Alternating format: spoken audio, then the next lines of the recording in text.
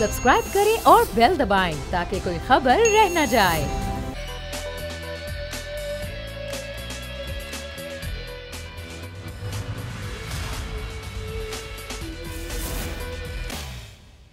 बिस्मिल्लाहिर्रहमानिर्रहीम, अस्सलाम वालेकुम। मैं सुमैया रिजवान आपको खुशामदीद कहती हूँ।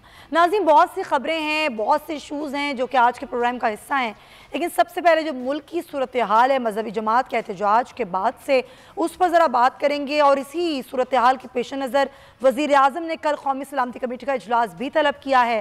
साथ ही साथ आज ख़बरें आई कि कल तो ये कहा गया ऑफिशियल हुकूमत की जानिब से कि कोई मुज़ाकरात नहीं किए जाएंगे, लेकिन आज ये खबरें आई कि मुज़ाकरात किए जा रहे थे, जिसमें ख़ास तौर पर साद रिजवी को खुसूसी तौर पर लाया गया था इस्लामाबाद, और ये कोशिश की जा रही थी कि मुज़ाकरात से मामला हल हो। लेकिन अब ये खबर आई है कि मजहबी जमात और हुकूमत के दरमियान जो मुज़ाकरात थे अभी वो किसी बेनतीजा ख़त्म हो गए, यानी कि कोई नतीजा बरामद नहीं हुआ।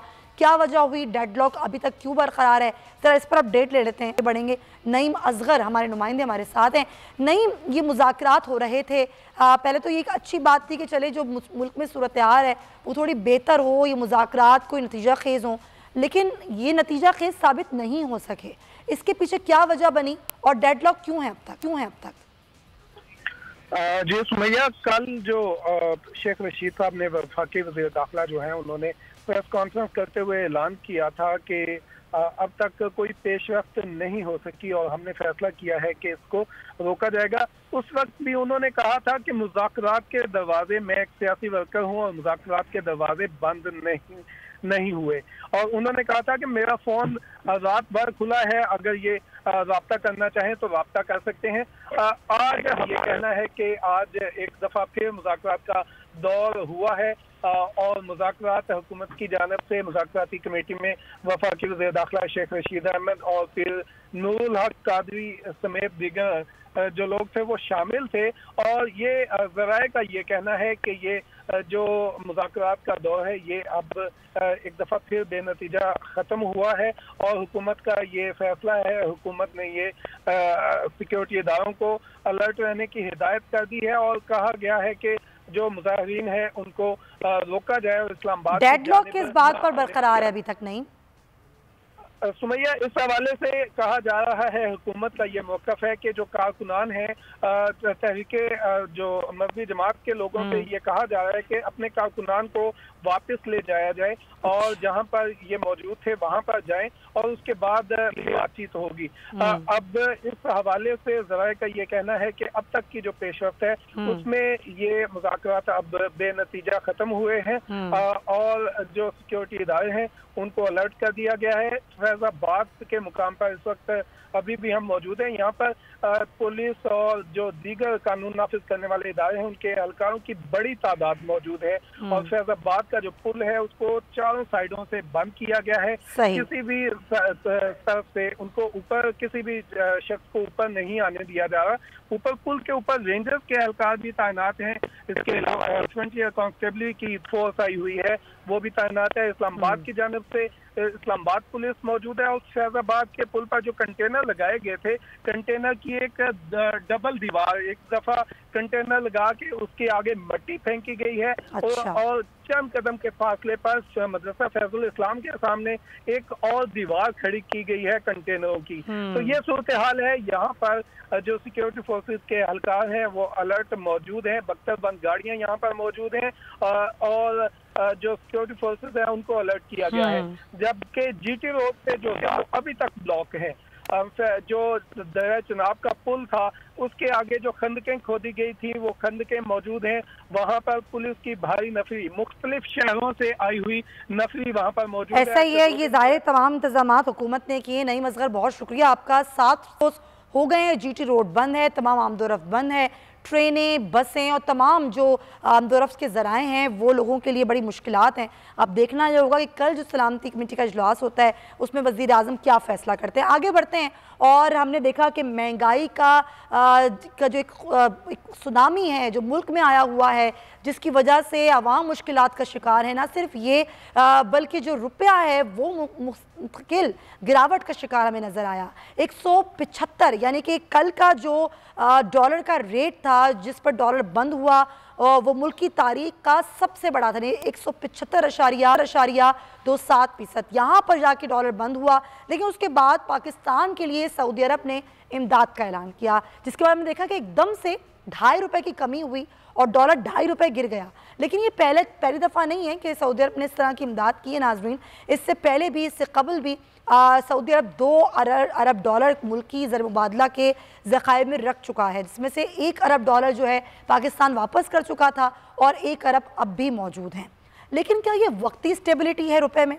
क्या ये वक्ती मामला है जो कि अभी स्टेबल हो गए हैं मामलात, या ये चीज़ जो है वो लॉन्ग टर्म की जानिब जाएगी? ये सिर्फ शॉर्ट टर्म प्लानिंग है जो हुकूमत ने की है। दूसरी जानिब IMF से भी जो मुआहिदा है वो जल्दी होने का इम्कान है। ज़रा ये कहते हैं कि पाकिस्तान ने IMF की तमाम शराइत मान ली हैं। किस तरफ जा रही हैं सूरत हाल? और हमारे अज़हर साहब तो कहते हैं कि जल्दी कुछ ही महीनों में जो कीमतें हैं वो कंट्रोल में आ जाएंगी। इसी पर बात करेंगे। जो ज्वाइन करें प्रोग्राम में उस्मान सईद बसरा साहब पाकिस्तान तहरीक इंसाफ से मेरे साथ हैं, उनको हम वेलकम कहते हैं।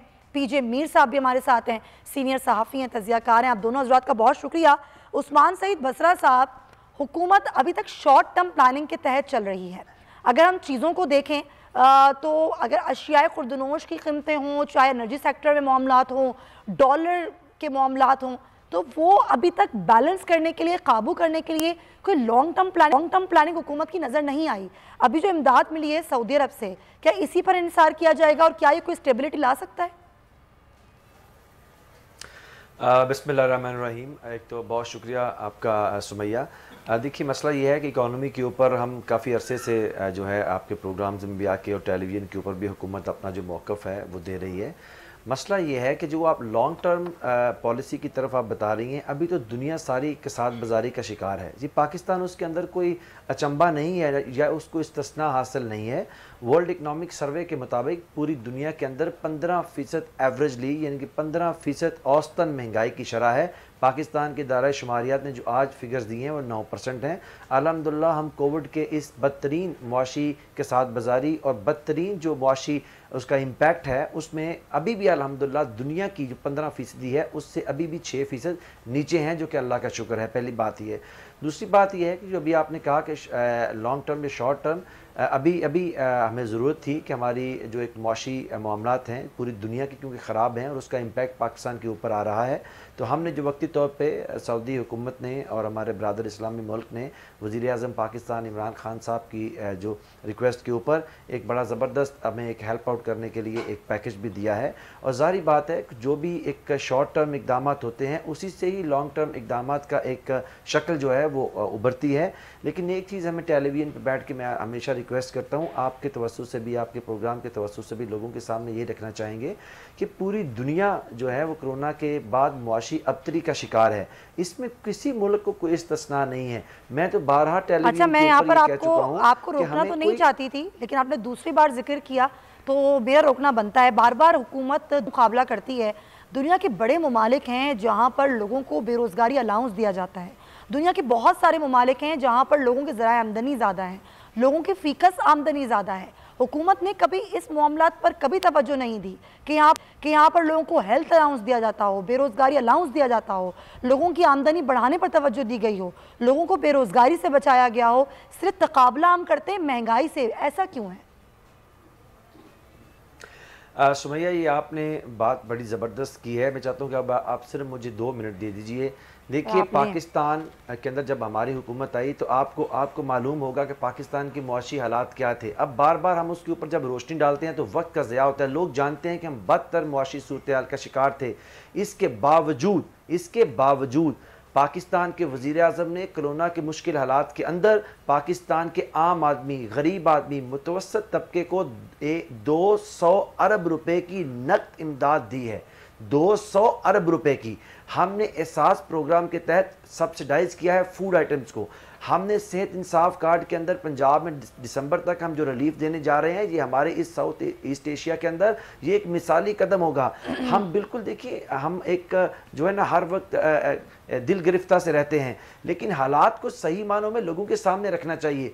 मैं आपको चैलेंज कर रहा हूं कि अपनी करेंसी के अंदर पाकिस्तान ने 200 अरब रुपए की डायरेक्टली लोगों को जो है इमदाद दी है, गरीबों को। आप मुझे इस रीजन के अंदर कोई मुल्क बताइए जिसने इतनी बड़ी इमदाद जो है अपने लोगों को, गरीबों को दी हो डायरेक्टली। किसी की इज्जत नफ्स मेरे वज़ीर आज़म ने मजरूह नहीं की। जो भी एक सिस्टम के तहत लोग आए उनको हमने 200 अरब रुपए दिया।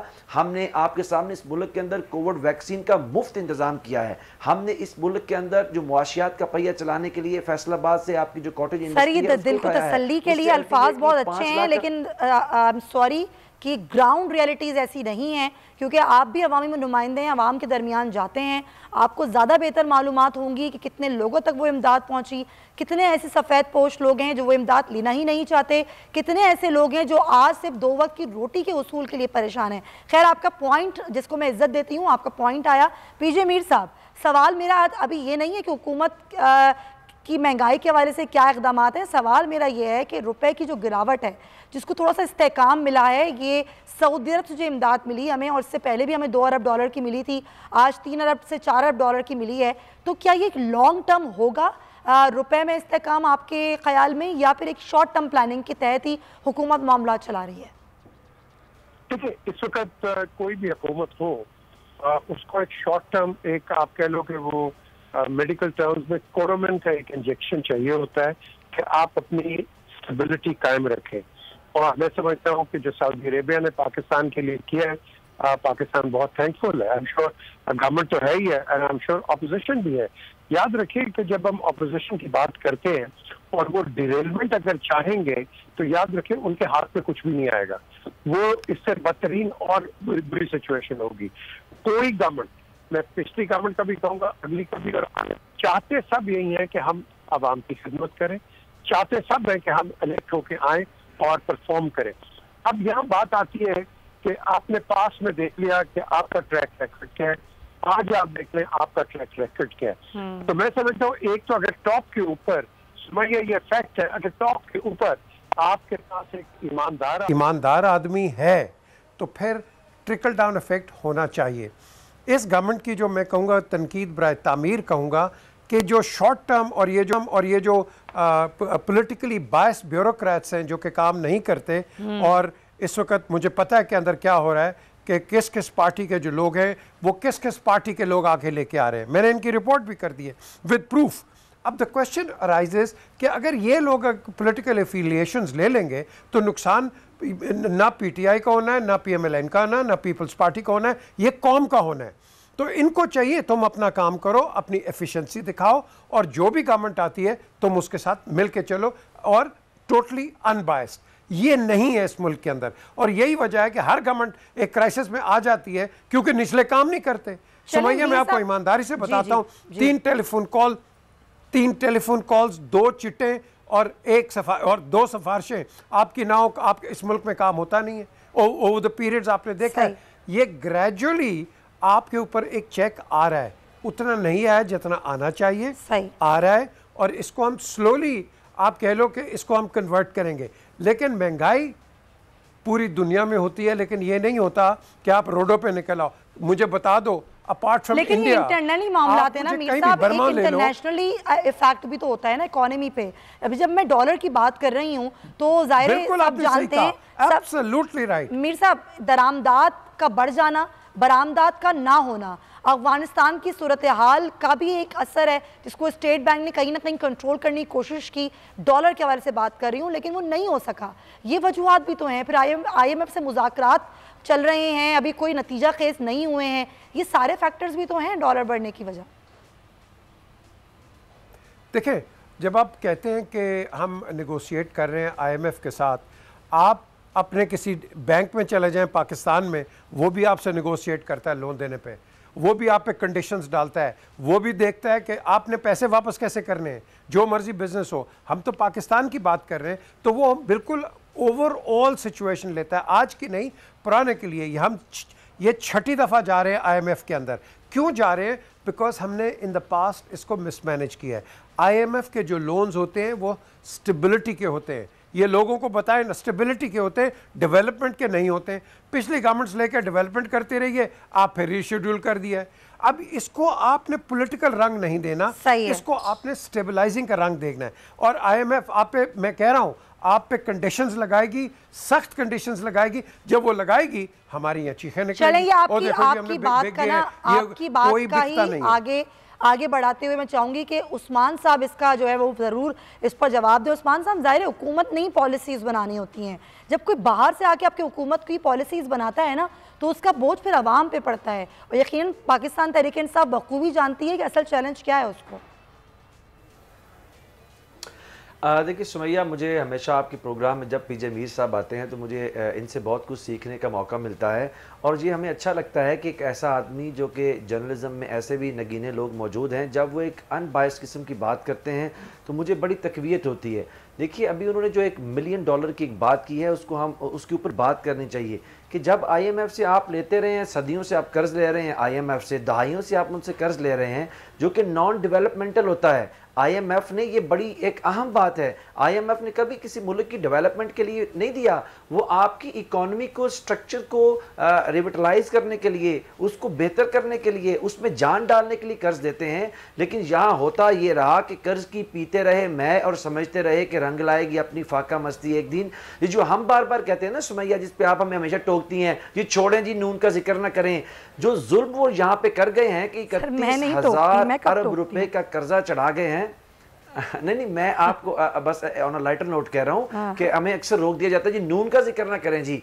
देखिए जब हम कहते हैं कि इस मुल्क के ऊपर 31,000 अरब रुपए का कर्जा चढ़ा दिया गया है, जो कि असल में इस मुल्क की मुईशत की तरक्की के लिए, उसको स्टेबलाइज करने के लिए था, उससे क्या किया आपने? बड़े बड़े रोड्स उनसे कमीशन खाने के लिए आपने, आज देखिए मीर साहब बैठे हुए हैं, कभी कोई ये टेलीविजन पे बात ही नहीं करता कि कैपेसिटी पेमेंट के नाम पे जो जुल्म, जो जबर इस सब बात करते हैं, लेकिन हम ये भी बात करते हैं कि 3 माह में हुकूमत ने कितना कर्जा ले लिया है, आज हम कितने कर्ज के बोझ तले दबे। बहुत शुक्रिया आपका उस्मान सईद बसरा साहब। और ये टॉपिक ये कभी खत्म होने वाला नहीं है, क्योंकि एक चैलेंज है जो हुकूमत को पूरा करना है, और कब करेगी ये नहीं मालूम। अलबत्ता बलूचिस्तान की सूरत हाल की जरा बात कर लेते हैं। और नए वज़ीर आला का इंतखाब होगा कल, और अब्दुल कुद्दूस बिजुन जो बड़े मजबूत उम्मीदवार हैं, ज़ाहिर उन्होंने कागजात नामजदगी जमा भी करा दिए हैं। ये भी कहा जा रहा है कि बिला मुकाबला ही मुंतखब हो जाएंगे। ज़ाहिर एक पूरी सूरत हाल जो हुई पैदा इतने अरसे में, हमने आपको आगाह किए रखा। अब ज़ाहिर बाप इत्तेहाद ने इसकी हिमायत कर दी है, ख़ुद पाकिस्तान तहरीक इंसाफ ने इसकी हिमायत कर दी है। इसी पर बात करेंगे। लियाकत शवान मौजूद हैं, उनको हम वेलकम करते हैं। लियाकत शवान साहब, बहुत शुक्रिया। शुरू दिन से जब से बलूचिस्तान में ये हवा चली तब्दीली की, जब से हम हमारे साथ थे गाए बगाए, हम आपसे इंफॉर्मेशन भी लेते रहे, आप भी बड़े मुतमईन रहे, जाम कमाल साहब भी बड़े मुतमईन रहे, लेकिन हुआ वही जो माजी में हमेशा होता आया, दूसरे वज़राए आला के साथ भी वही हुआ होता रहा, जो आज जाम कमाल साहब को भी मुस्ताफ़ी होना पड़ा।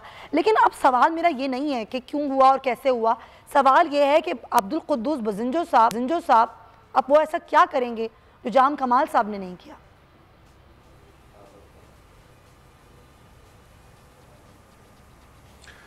देखिए, टॉप प्रायोरिटी होगा बलूचिस्तान के जो डेवलपमेंट प्रोजेक्ट्स हैं, मेगा प्रोजेक्ट्स हैं, रोज़गार की फराहमी है, रोड कनेक्टिविटी है, पानी लोगों तक पीने का पहुंचाना, काफ़ी सारे डैम्स जो है मौजूदा PSDP में उन पे काम शुरू होना है। इन तमाम जो प्रोजेक्ट्स हैं इनको आगे बढ़ाना है। लॉ एंड ऑर्डर की जो सूरत हाल थोड़ी इस साल ख़राब हो गई थी कंपेरेटिवली लास्ट 2 ईयर्स, उसको बेहतर करना है। बलूचिस्तान में रोज़गार बहुत बड़ा इशू है, तमाम लोगों को सरकारी जॉब्स फराम नहीं किए जा सकते, इंडस्ट्रीज बलूचिस्तान में है नहीं, बॉर्डर ट्रेड जो है वो भी पास्ट की तरह नहीं रहा। तो अभी साहब, बतौर तर्जुमान बलूचिस्तान हुकूमत, इससे पहले तो आप कहते रहे कि सारे मामला ठीक है, आज आप सारे मामला गिनवा भी खुद रहे हैं।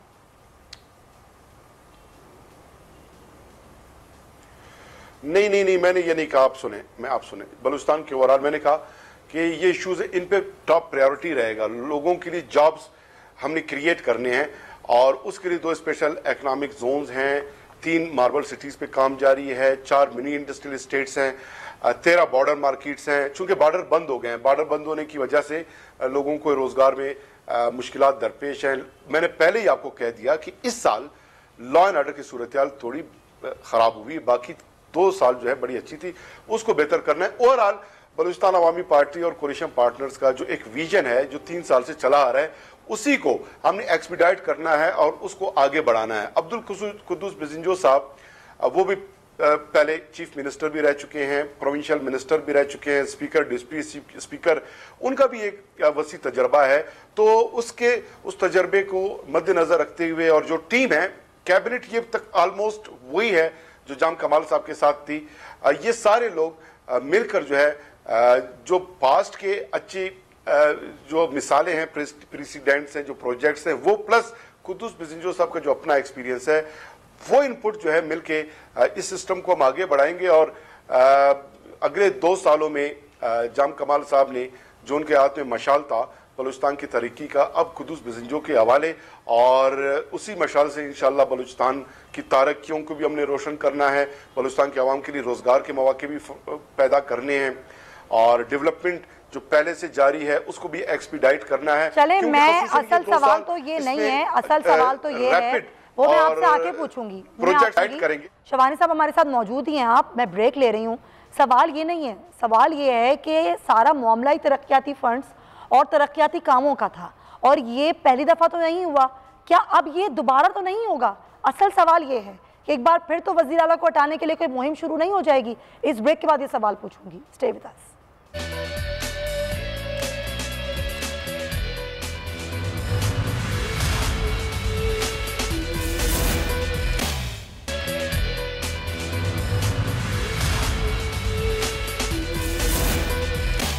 Welcome back to the show. और अभी ब्रेक पर जाने से पहले एक सवाल मैं छोड़ के गई थी लियाकत शवानी साहब के लिए, तो ज़रा सवाल तो उन्होंने सुनी लिया है कि तब्दीली की हवाएं चलती हैं हर कुछ महीने बाद और किसी वज़ीर आला को टिकने नहीं दिया जाता, कि अब ये आइंदा तो नहीं होगा।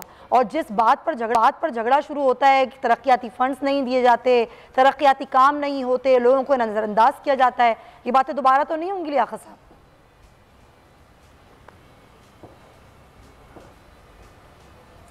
देखें, तरक्याती फंड्स का जो कंप्लेन था अपोजिशन की तरफ से आया था, और कुद्दूस बिजिंजो साहब ने अपने पॉलिसी स्टेटमेंट में ये कह दिया है कि हर एक एमपीए को फंड्स भी मिलेंगे इर्रेस्पेक्टिव ऑफ के ट्रेजरी बेंचेस उसका ताल्लुक है या अपोजिशन। बल्कि इससे आगे बढ़ते हुए उन्होंने ये तक कह दिया है कि हर एमपीए अपने कॉन्स्टिट्यूएंसी का चीफ मिनिस्टर होगा, यानी उनको तमाम इख्तियारात उनके हल्कों की हद तक दी जाएगी ताकि लोगों के जो मसाइल हैं उनको बेहतर अंदाज से एड्रेस किया जाए, प्रॉपर जो है डिसेंट्रलाइजेशन हो, ट्रिकल डाउन इम्पैक्ट आए और लोगों को जो उनके इश्यूज हैं उनको डोर स्टेप्स पे एड्रेस किया जाए through MPs of the relevant constituencies.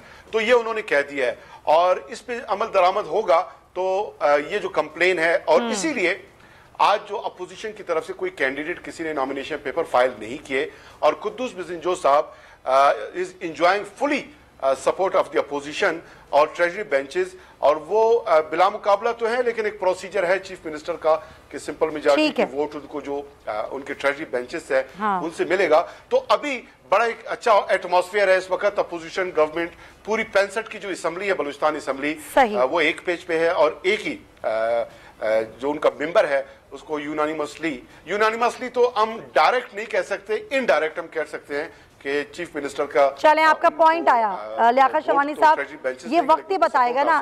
हाँ। तो एक अच्छी बिगनिंग है, अच्छी बिगनिंग तो अच्छी है, अल्लाह करे कि आगे भी सब कुछ अच्छा रहे और बलूचिस्तान के अवाम के लिए कोई सोचे। यहाँ पर सब अपनी अपनी सियासत करते हैं। मैं यही सवाल जरा मीर साहब, ये क्यों होता है? हमने कई अदवार देखे, कई वज़ीर आला के साथ इस तरह की कैंपेन चलती हुई देखी, उनके खिलाफ तहरीक अदम एतमाद आती हुई देखी, फिर उनके इस्तीफे देखे। यही कुछ जाम कमाल साहब के साथ भी हुआ। अब बिजिंजो साहब हैं नए उम्मीदवार, वो ऐसा क्या करेंगे और आपके ख्याल में कि अब बलूचिस्तान में ऐसा कुछ नहीं होगा जो इससे पहले होता आया?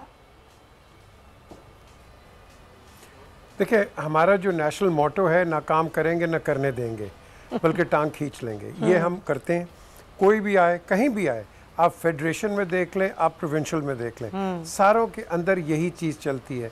हर पार्लियामेंटेरियन या नॉन पार्लियामेंटेरियन कोशिश करता है मैं पार्लियामेंटेरियन बन जाऊँ। पार्लियामेंटेरियन बनने के बाद वो अपनी कॉन्स्टिट्यूएंसी में नजर नहीं आता, लोगों के टेलीफोन्स नहीं उठाता, तो आप क्या उम्मीद करेंगे इन लोगों के साथ? सही बात। ये उससे पहले आपके और मेरे आगे प्रोग्रामों में बैठने की कोशिश करते हैं, आप एक कॉल करेंगी, ये 10 उसका इमीडिएटली जवाब देंगे। जब बन जाते हैं, रिस्पॉन्सिबिलिटी आ जाती है, कोई पब्लिकली ये नहीं बताता कि मैंने अपनी कॉन्स्टिट्यूएंसी में क्या किया। ये बड़ी आपने अच्छी बात की है। बेसिकली हमारा ये एक बदकिस्मती से यू नो ये कैरेक्टर बन गया है। हमने इस चीज को, अब इन्होंने लियाकत साहब ने कहा है कि हम करेंगे, हम सब उम्मीद रखते हैं आप करेंगे, अल्लाह करे आप करें, बट द क्वेश्चन इज हमें रिजल्ट्स चाहिए। आपने कहा एम्प्लॉयमेंट चाहिए, एम्प्लॉयमेंट वहाँ आती है जहाँ इंडस्ट्री लगती है, इंडस्ट्री प्रॉफिटेबल होगी तो वो एम्प्लॉयमेंट को सस्टेन कर सकेगी। अगर इंडस्ट्री नहीं है तो जॉब कहाँ से देंगे? आपने कोशिश की पूरे पाकिस्तान में, हर गवर्नमेंट ने जॉब देने की कोशिश की, उसके बाद आपके ऊपर नैब के केसेस बन गए। आप यूसुफ रज़ा गिलानी का प्राइम एग्जांपल है, वो जॉब देता है बेचारा, उसके ऊपर आप केसेस डाल देते हो। इसी तरीके से कईयों के और हुआ। सो आपने नई इंडस्ट्री खोलनी है, और पर्टिकुलरली बलूचिस्तान की जब हम बात करते हैं, मेरिट पर जब बात करेंगे ना, आपकी बात को थोड़ा सा मैं आगे बढ़ा देती हूँ क्योंकि वक्त की कमी है, कि मेरिट पर भी काम हो और इंडस्ट्रीज भी लगाई जाएं तो वाकई लोगों को रोजगार मिलेगा। यहाँ पर सिर्फ एक दूसरे को ही रेवड़ियाँ ना बांटी जाएं तो मामला शायद ठीक हो सकते हैं। लियाकत शवानी साहब, बहुत शुक्रिया सर आपके वक्त का। और मुझे आगे बढ़ना है प्रोग्राम में क्विकली, क्योंकि कुछ दिनों से हम देख रहे हैं कि एक मामला जो कि सर उठा रहा है, और वो है सरकारी टीवी पर एक प्रोग्राम, लाइव प्रोग्राम में शुएब अख्तर के साथ जो एंकर ने बदतमीजी की, उस पर जाहिर है अब बाकायदा एक नोटिफिकेशन भी आया और अभी कहा जा रहा है कि कुछ दिन के लिए एंकर को ऑफ एयर भी किया जा सकता है। लेकिन ये मामला हुआ कैसे और हुआ क्यों, इस पर बात करने से पहले आपको दिखा देते हैं कि हुआ क्या था और अब क्या सूरत हाल है। बहुत सी बातें हुई और सोशल मीडिया पर भी बहुत सारे लोगों ने अपने अपने तासुरात दिए। कुछ लोगों ने कहा ये टीआरपी गेन्स करने के लिए था, ये सिर्फ रेटिंग के लिए था, ये रातों रात मशहूर होने के लिए था, बहुत सारी चीज़ें की गई। लेकिन बहुत से लोग जो जानते हैं नुमान न्याज़ को, उनका ये कहना था कि उनका एटीट्यूड ही कुछ इस तरीके का है। लेकिन मैं बताना चाहती हूँ कि उनके पास कौन कौन से ओहदे हैं PTV में, जिसके बाद ज़ाहिर है उनके लिए बड़ा ही मुश्किल हो गया होगा खुद सरकारी TV के लिए। वो हेड हैं PTV ग्लोबल के, हेड PTV स्पोर्ट्स हैं, डायरेक्टर ट्रेनिंग एकेडमी हैं, डायरेक्टर स्पोर्ट्स एंड सिंडिकेशन हैं, इंतज़ामी और माली इख्तियारात भी बतौर जनरल मैनेजर उनके पास हैं। तो बड़े ही ज़ाहिर स्ट्रॉन्ग पोजीशन है उनकी। तो शायद बार बार कहने के सोशल मीडिया पर इतना दबाव आने के सरकारी TV ने एक इंक्वायरी कमेटी और उसमें शुएब अख्तर को भी बुलाया, तो शुएब अख्तर ने कह के माजरत कर ली कि जब सब कुछ ही ऑन एयर हुआ, जब हर चीज़ की वीडियो मौजूद है, तो फिर मैं क्यों पेश हूँगा। इसी पर बात करेंगे। हमारे साथ PJ मीर साहब तो हैं ही, लेकिन हमें हसन रज़ा साहब भी ज्वाइन कर रहे हैं, साबिक टेस्ट क्रिकेटर हैं, उनसे बात करते हैं। हसन साहब, अच्छा पहले PJ मीर साहब से बात करते हैं। PJ मीर साहब, जब हम किसी स्पोर्ट्स पर्सन की बात करते हैं तो वो ज़ाहिर एक कौमी हीरो होता है, लोगों के दिल धड़कते हैं उसके साथ। जो काम किया जाता है, हम देखते हैं कि बहुत से लोग जो रातों रात मशहूर तो होते हैं, लेकिन कुछ अरसे बाद उनको कोई नहीं जानता। लेकिन हमारे क्रिकेट स्टार और शुएब अख्तर जैसे क्रिकेट स्टार जो कि बहुत से लोगों के लिए आइडियल हैं, लोग उनके लिए इंस्पिरेशन है, उनके साथ इस तरह की बदतमीज़ी करना, इस तरीके से उनके साथ ह्यूमिलेट करना और उसके बाद माफ़ी भी ना मांगना, वापस आके प्रोग्राम को बहुत अच्छी तरीके से चलाना, ये कैसा मैसेज दिया जा रहा है? आपने भी प्रोग्राम होस्ट किए हैं, आप हमारे मेंटोर में से हैं, मैं प्रोग्राम होस्ट करती हूँ, हम कभी अपने किसी भी गेस्ट के साथ इस तरह की बदतमीज़ी नहीं कर सकते। बिल्कुल आपने सही कहा। मैं हैरान हूँ कि इसने, डॉक्टर ने ये बात की है। हालांकि 96 में ये आया जब मैं क्रिकेट की कमेंट्री कर रहा था, तो ये he had just joined PTV और माजिद खान थे उस वक्त उसको हेड कर रहे थे। तो आई यूज़ टू गाइड हिम कि भाई ये इस तरह होता है, इस तरह होता है, but I never guided him कि भाई देखो आपका गेस्ट जो है जितनी मर्जी बदतमीज़ी कर जाए, और हम उस पर डिस्क्लेमर भी डालते हैं टेलीविज़न के ऊपर कि ये इसकी अपनी राय है, बट वो स्टिल आपका गेस्ट होता है, आप उसको इस तरीके से नहीं रिबटल करते। और पर्टिकुलरली देखो विव बैठा है, विव रिचर्ड्स है, डेविड गार है, दूसरे और टेस्ट क्रिकेटर्स बैठे हुए हैं। तो in the presence of such hierarchy वो जाएंगे, वो दूसरे चैनल्स पे भी बैठेंगे इंटरनेशनली, और जाके एक हमारा एक मजाक बन जाएगा कि हमारे एक देखो डॉक्टर न्याज जो है, ही इज़ बड़ा थॉरो, ये प्रोफेशनल है, लेकिन ये जो एक ब्लंडर किया है, इस ब्लंडर के अंदर इसके रिपरकशंस बहुत हैं। हाँ, आप किसी और चैनल पे कर दें, ये स्टेट चैनल है, this is not a private channel, तो स्टेट चैनल के ऊपर आई थिंक ये बड़ा सेंसिटिव एक इशू बन जाता है कि इसके ऊपर इस तरह की मुझे लगता है चाहे वो सरकारी टीवी हो या ना हो, एक कमेंट और कहीं भी नहीं किया जा सकता, ये अनएथिकल है। क्रिकेट नहीं खेल रहा, इसका नाम बहुत बड़ा है, इसको पूरी दुनिया बुलाती है अपने शोज के अंदर, पूरी दुनिया इनसे कमेंट्स लेती है। तो अगर आप इनको इस तरह डिसमिस कर देते, कोई भी हो, अगर आप इनको डिसमिस कर देते हैं, आप इनको इंटरनेशनली और नेशनली डिग्रेड कर देते हैं, तो इसको तो कुछ पता नहीं है। हालांकि शोएब ने कोई ऐसी बात नहीं की है, मे बी या नुमान ने इसको समझा नहीं है, या I don't know he over reacted, I don't know, ये तो अब इंक्वायरी बताएगी क्या हुआ है। बट एट द एंड आपने तो मुझे हैरान कर दिया सुमैया कि इतने हैट्स पहने हुए इसने नुमान ने, मैं I never realize, I thought it was just head of sports. वैसे आपका जाती ख्याल क्या है मीर साहब? ये जो इंक्वायरी का फाइनल आउटकम आएगा, इस पे हम देखेंगे, लेकिन मैं ये भी कहूँगा इस वक्त नुमान को अगर हटाया तो इस पे और कंट्रोवर्सी होगी। जब ये खत्म होता है वर्ल्ड कप, उसके बाद आपने जो एक्शन लेना है वो लें, बट डोंट, वो कहते हैं कि इसको सारे एटमॉस्फेयर को आप ख़राब मत करो, ये और कंट्रोवर्सी शुरू हो जाएगी, and Pakistan doesn't need that, particularly as far as state television is concern. अच्छा मीर साहब को मेरी आवाज़ शायद नहीं आ रही है, चीज़ है, नहीं होनी चाहिए। ठीक है मीर साहब को मेरी आवाज़ आ रही है आपको? गालिबन अभी को मेरी आवाज़ नहीं पहुंच रही है। अब मुझे उनसे सवाल करना है, ज़रा पीसीआर प्लीज़ देखिए कि क्या मामला है। और ज़ाहिर ये कोई भी जस्टिफिकेशन नहीं हो सकती। बीइंग एंकर मैं ये समझती हूँ कि चाहे मैं सरकारी टीवी में बैठूँ या किसी प्राइवेट चैनल पे बैठूँ, मैं कहीं भी प्रोग्राम करूँ, ये अनएथिकल है, ये मेरी तरबियत नहीं है बीइंग एंकर, कि मुझे पता है कि मेरी एथिक्स क्या है। जब मैं इस सीट पर बैठती हूँ और मेरे साथ मेरे मेहमान हैं तो मुझे उनकी इज्जत करनी है। और ये बिल्कुल उसी तरीके से है कि जैसे मेरे घर में कोई मेरा मेहमान आता है, चाहे वो कुछ भी करे, लेकिन मेरा रवैया उसके साथ तमीज़दार होना चाहिए। ये तरबियत की बात होती है। ये सारी आपकी वो तरबियत, मुझे नहीं लगता, मेरा ज़ाती ख्याल ये नहीं है कि डॉक्टर नुमान नियाज़ एक प्रोफेशनल एंकर हैं कि वो उन्होंने ऐसा क्यों किया, या ऐसा उनको किसी ने कहा करने के लिए उनसे ऐसा कहा गया, कुछ भी हो सकता है। और ये बात भी मेरे जहन में आई और बहुत सारे लोगों के जहन में आई, शायद ये सिर्फ रेटिंग के लिए था। मीर साहब से उनकी ज़ाती राय लेती हूँ। मीर साहब देखिए, जस्टिफिकेशन तो हरगिज़ ये नहीं हो सकती कि स्टेट चैनल बैठे या किसी प्राइवेट चैनल पे आप किसी भी गेस्ट के साथ बदतमीज़ी नहीं कर सकते, आप उसको इस तरह से शट अप कॉल नहीं दे सकते, उसको आप इस तरीके से ह्यूमिलेट नहीं कर सकते। लेकिन आपके ख्याल में, आपके जहन में क्या आया? ये रेटिंग के लिए था, क्या था ये आपने बड़ी अच्छी एक बात की, क्योंकि ये जब हुआ तो कई टेस्ट क्रिकेटर्स ने भी मुझसे कहा जो मेरे शोज़ में आ रहे हैं, मुझे क्या है कि ये शायद रेटिंग के लिए हुआ, बट नहीं, ये बात वो नहीं है। There is something more behind it. ये कोई ऐसी कोई चीज़ ही नहीं है, there is something much more behind it कि जो आई थिंक नुमान ने उस पर एक रिएक्शन दिया है। तो रेटिंग की बात नहीं है, नो, ऐसी कोई बात नहीं है।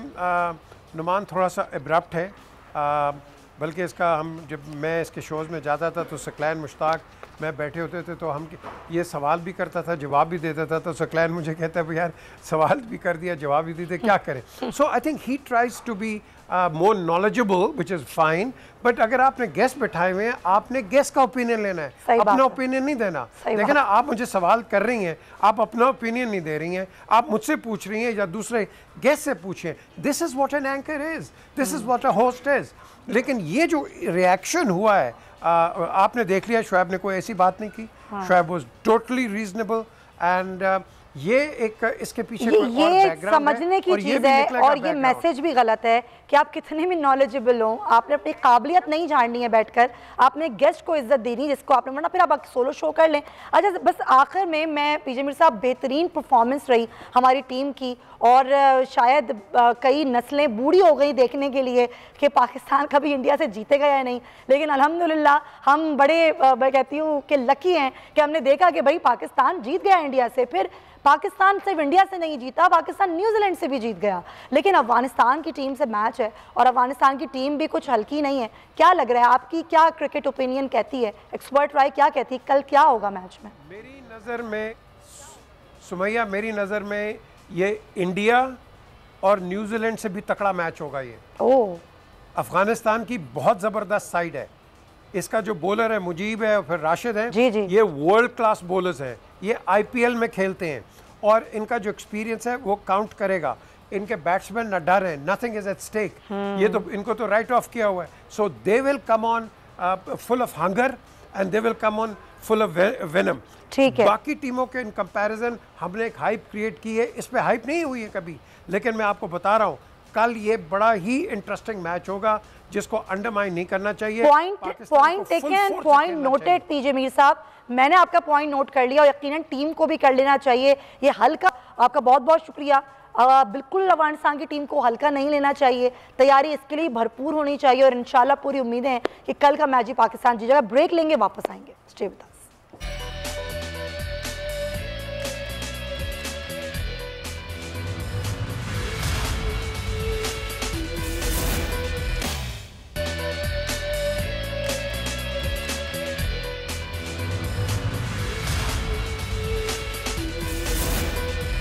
Welcome back to the show. और प्रोग्राम के आखिरी हिस्से में नूर मुकद्दम कत्ल केस की बात करेंगे, जिसमें अहम अपडेट ये है कि जो जाकिर जाफ़र है उसने अपना वकील तब्दील कर लिया है। एडवोकेट बशारतुल्लाह ने अदालत में अपना वकालतनामा भी जमा करा दिया है। ये क्या हो क्या रहा है, क्या डिलेइंग टैक्टिक्स है जो कि इस्तेमाल की जा रही हैं, इसी पर हम बात करेंगे। साथ मौजूद हैं मुद्दई वकील शाह खावर साहब, बहुत शुक्रिया शाह खावर साहब आपके वक्त का। सर ज़ाहिर बार बार हम इस पर बात भी करते हैं, लेकिन अब ये जो नई टैक्टिक्स, क्या आप डिलेइंग टैक्टिक्स लेंगे कि वकील तब्दील कर लिया गया जब बिल्कुल आखिरी मराहिल में जा रहा है केस? देखिए, वकील तब्दील करना जो है वो तो कोई ऐसी, मैं नहीं समझता कि कोई गैर मामूली बात है, कि क्योंकि या तो वकील तब्दील करने से ये होता कि उन्होंने इल्तवा की दरख्वास्त होती कि मैंने केस पढ़ना है। वो बशारतुल्लाह खान साहब ने कल जो 3 गवाह इस्तगासा के पेश किए थे उस पर उन्होंने भरपूर जराबी की, और मेरा ख्याल है कि कोई उससे फ़र्क नहीं पड़ने वाला कि कोई इसमें डिले होगा, क्योंकि अभी भी जो है 3 नवंबर को जो है वो मजीद हमने 4 गवाह जो है वो तलब कर लिए हैं, उनको भी हम गुजार देंगे। और मेरा ख्याल है कि जो इस्लामाबाद हाई कोर्ट ने 8 हफ्ते का जो एक टाइम फ्रेम दिया हुआ है और जो एक डायरेक्शन दी हुई है, मेरा ख्याल है कि उसमें ये ट्रायल कंप्लीट हो जाएगा और हमारी तरफ से कोई ताखीर नहीं होगी इसमें। सही है। शाह खावर साहब, कल का जरा मुझे बताइएगा, हियरिंग में कितनी उम्मीद अफजा हियरिंग हुई है कल की? देखिए, कल हमने कोई 3 गवाह जो हैं वो गुजारे हैं। उसमें एक जो था वो फिंगरप्रिंट का गवाह था, जिसने के मुल्जिम जाहिर जाफर के जो फिंगरप्रिंट्स लिए थे जो पॉजिटिव आए थे, उसकी उन्होंने शहादत दी। फिर उसके बाद जो सबसे इम्पोर्टेंट थी वो एक लेडी कांस्टेबल अक्सा रानी, जिन्होंने जो लाश थी उसके जो उस पर ज़ख्म के निशानात थे उनकी निशानदही आईओ को की, और उन्होंने फिर उस पर जो है वो लाश को आईओ की मौजूदगी में जो है वो पोस्टमार्टम के लिए हॉस्पिटल भी लेके गई। ये बड़ी इंपॉर्टेंट शहादत होती है, उनकी शहादत भी हो गई। और एक पुलिस का जो एक एहलकार थे उनकी शहादत भी हो गई। तो लिहाजा इस वक्त तक हम 4 शहादतें गुजार चुके हैं। अभी 3 जो है गवाह, बल्कि 4 गवाह 3 नवंबर को जो है वो पेश कर दिए जाएंगे और उनकी जो है वो जरा भी कंप्लीट हो जाएगी। अच्छा, यानी कि आप कह रहे हैं कि अभी 3 गवाह पेश किए गए, 4 गवाह 3 नवंबर को पेश किए जाएंगे, उसके बाद अभी तक 4 हो चुके हैं। अच्छा। और 4 जो है वो 3 नवंबर को पेश किए जाएंगे। ठीक है। अच्छा, 3 नवंबर के बाद की क्या सूरत हाल होगी? केस आपके ख्याल में तेजी से बढ़ रहा है आगे?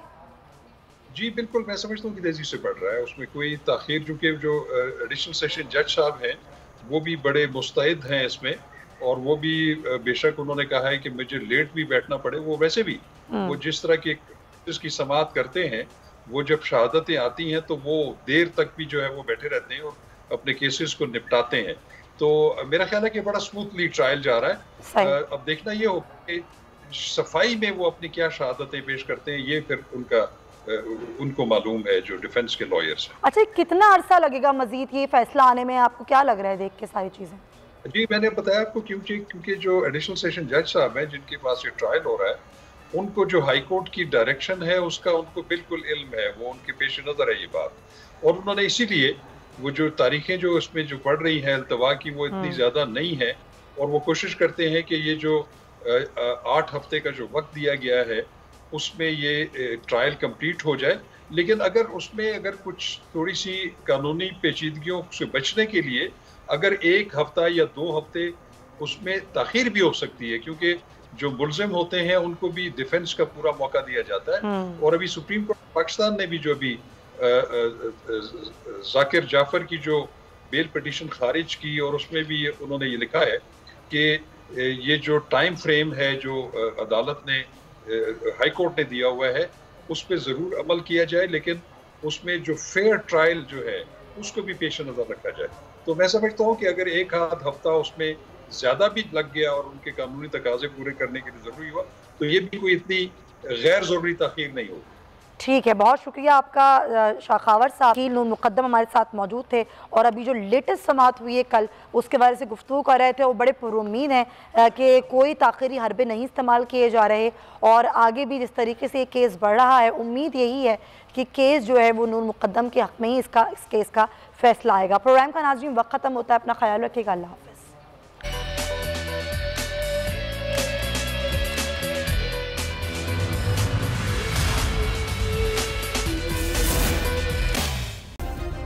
सब्सक्राइब करें और बेल दबाएं ताकि कोई खबर रह न जाए।